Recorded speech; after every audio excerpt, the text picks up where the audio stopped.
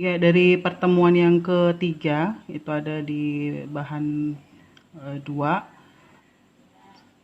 ini menjelaskan bagaimana statistik itu di eh, kehidupan kita.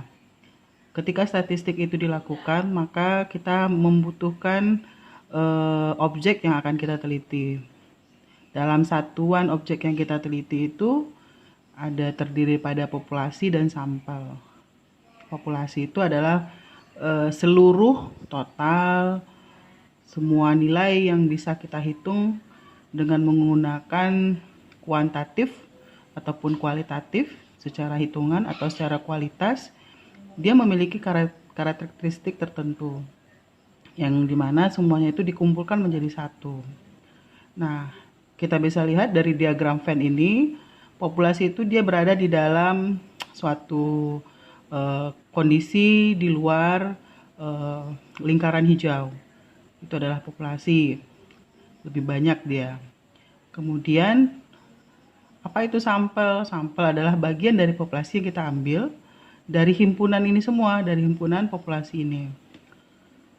Jadi ketika kita melakukan penelitian dengan kondisi populasi yang sangat besar, biasanya kita mengambil beberapa menjadi bagian untuk diteliti, itu yang dinamakan dengan sampel.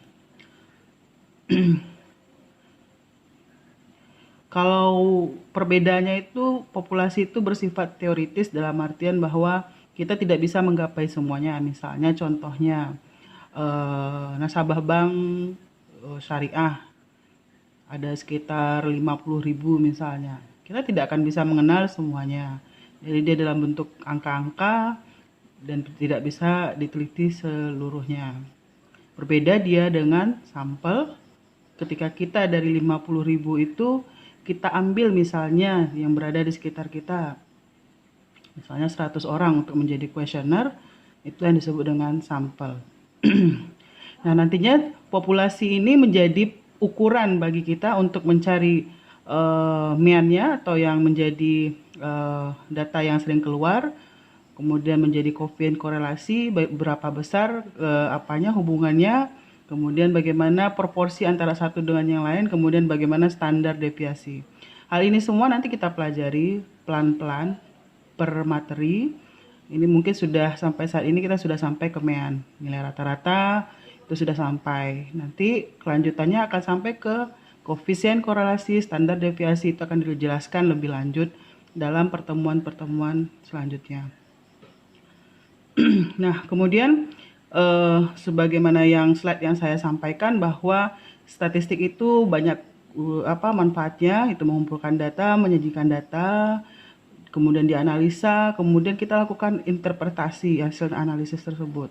Jadi langkah-langkahnya itu, statistik itu tidak simsalabim, ada langkah-langkahnya.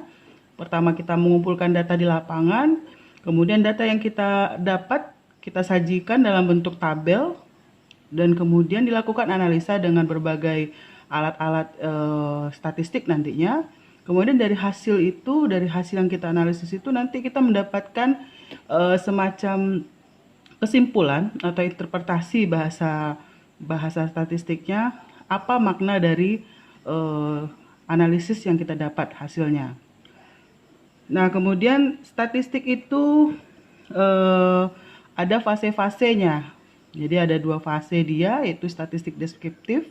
Dia bagaimana statistik ini melakukan pengumpulan, pengolahan, penyajian, dan kemudian diamati untuk mengambil kesimpulan. Nah, kemudian fase yang lebih lanjut, dia menjadi statistika inferensi. Nah, ini nanti hasil dari statistika deskriptif, dia akan dilanjutkan pengolahannya dengan lebih melakukan interpretasi lebih dalam lagi.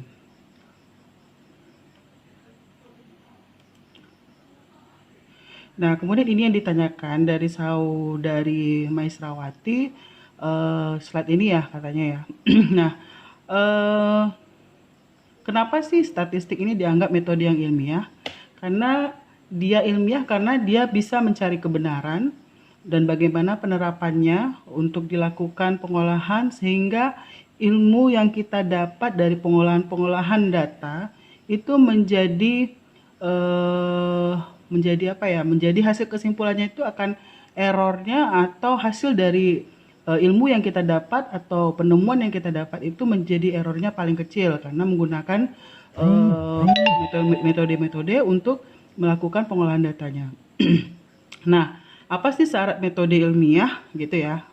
Metode ilmiah itu harus mengikuti langkah-langkah. Jadi kalau kita lihat di sini, pertama merumuskan masalah, kemudian melakukan studi literatur, kemudian mendiagnosa hipotesa kira-kira apa gitu ya.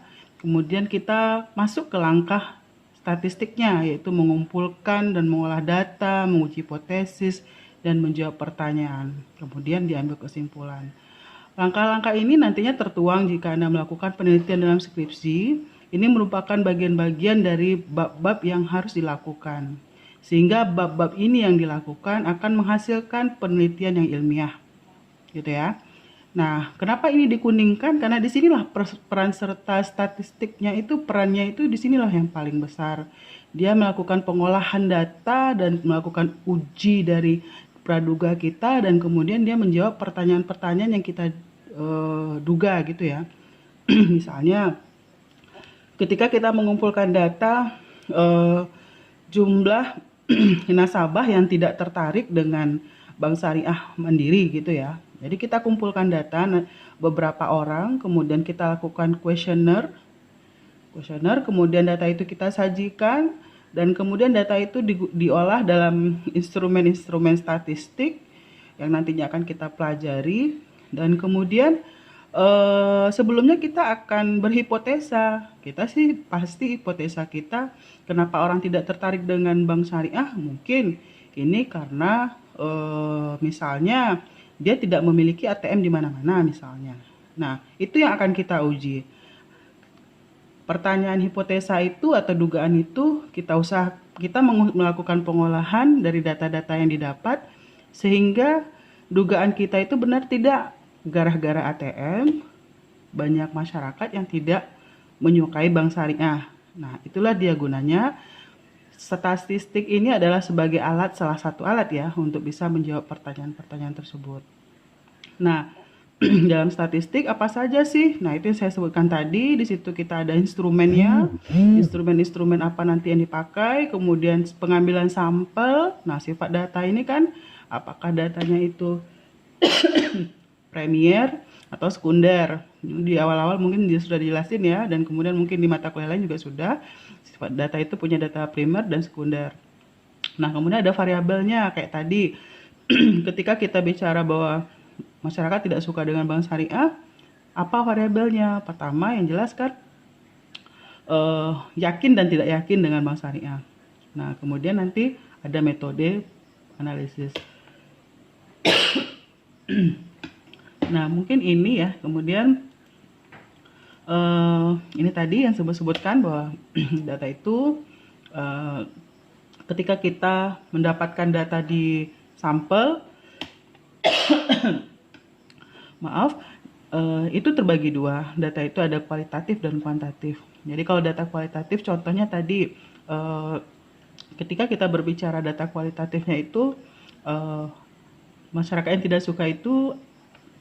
Jadi ada data itu terbagi daripada data kualitatif dan data kuantitatif ya. Jadi data kualitatif misalnya tadinya ketika kita bicara tentang bank masyarakat yang tidak suka dengan bank syariah, dia ada yang berupa angka yaitu misalnya 1 orang, 2 orang, kemudian 1 orang itu si tuan A misalnya apa yang dia tidak apa ya gimana? Contoh misalnya contoh begini. Data kuantitatifnya sampel yang kita periksa itu umurnya berapa misalnya gitu ya, pekerjaannya itu menghasilkan berapa penghasilan gitu ya, misalnya itu berupa angka-angka yang pasti. Nah, kemudian kalau data kuantitatifnya terbalik, data kualitatif misalnya dia sudah menikah atau belum ya misalnya, kemudian dia beragama apa, misalnya warna negara apa. Nah, data kuantitatifnya apa? Data kuantitatifnya misalnya penghasilannya berapa, kemudian umurnya berapa misalnya begitu ya. Nah, kemudian lama bekerjanya berapa. Nah, ini adalah dalam bentuk alur pikiran atau kerangka berpikir. Data itu ada dalam bentuk kuantitatif dan kualitatif. Nah, nantinya data itu penyajiannya untuk kualitatif namanya nominal ordinal, dan kemudian kalau untuk kuantitatif dia berbentuk interval rasio.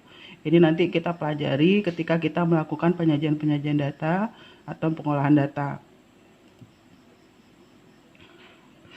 Nah, ini lebih kepada penyajian, bisa dibaca mungkin ya, supaya durasinya juga tidak terlalu panjang. Nah, mengumpulkan data dan pengukurannya bagaimana? Mengumpulkan data itu ketika Anda datang ke lapangan, mengumpulkan data bisa melakukan apa saja, interview, kuesioner, observasi. Kalau interview kita lakukan langsung muka dengan muka ya, maksudnya mata dengan mata, dua mata gitu ya. Kalau kuesioner kita membawa alat atau tool, misalnya pertanyaan-pertanyaan, dia disebarkan. Nah, kalau observasi apa? Kalau observasi itu mengamati. Nah, kemudian tes. Nah, ini lebih kepada menyimpulkan dari segala sesuatu yang diterangkan tadi. Nah, ini contohnya skala nominal tadi ya. Bisa dibaca juga, saya rasa. Nah, ini jadi saya tidak ini ya, tidak tahu kalau tadinya penyajiannya seperti ini di dalam classroom, karena aslinya sebenarnya tidak seperti ini. Jadi tapi sebenarnya jangan terlalu membingungkan hal ini. Ini hanya contoh bagaimana ketika kita mendapatkan data, bagaimana kita sajikan. Jadi data itu bisa disajikan dalam bentuk tabel. Mungkin semua kita sudah paham ya bagaimana membuat tabel. Di sini biasanya keterangan, di sini angka-angka. Kalau dilihat dari apanya, ini adalah mengenai pekerjaan, personalia. Jadi ini nggak usah terlalu dipusingkan. Ini kan hanya memang ada miss tadinya ketika dalam aslinya file ini tidak di dalam classroom, dia tidak terbalik. Tapi ini tidak usah menjadi Anda bingung gitu ya. Ini hanya model bagaimana kita menyajikan data. Bisa dalam bentuk tabel ataupun grafik ya. Jadi kalau kita tahu grafik kan seperti ini ya, namanya cycle grafik gitu ya. Nanti ada lagi grafik-grafik poligon, grafik-grafik kurve dan segala macam, grafik line macam-macam. Nah, ini contohnya dia menggunakan circle. Warna merah ini mewakili pekerjaan apa ya, ini kalau nggak salah pekerjaan kesehatan ya. Kemudian warna hijau menceritakan produksi, kemudian yang ungu itu bagian dari marketing. Nah, seperti itu. Tapi ini tidak usah menjadi hal yang membuat Anda merasa tidak paham dengan apa yang disajikan dalam slide. Nah, ini contohnya tadi saya sebutkan. Tabel itu ada berbentuk baris dan kolom, kemudian kontingensi itu artinya dia ada berkesambungan, kemudian distribusi frekuensi itu misalnya dia menyajikan dalam bentuk kelanjutan ke bawah, begitu-begitu. Tapi ini teori-teori seperti ini hanya untuk diketahui, dan bagi saya ini bukan hal yang harus menjadikan, maksudnya ini tidak akan menjadi ujian bagi saya. Ini hanya informasi dan pengetahuan Anda.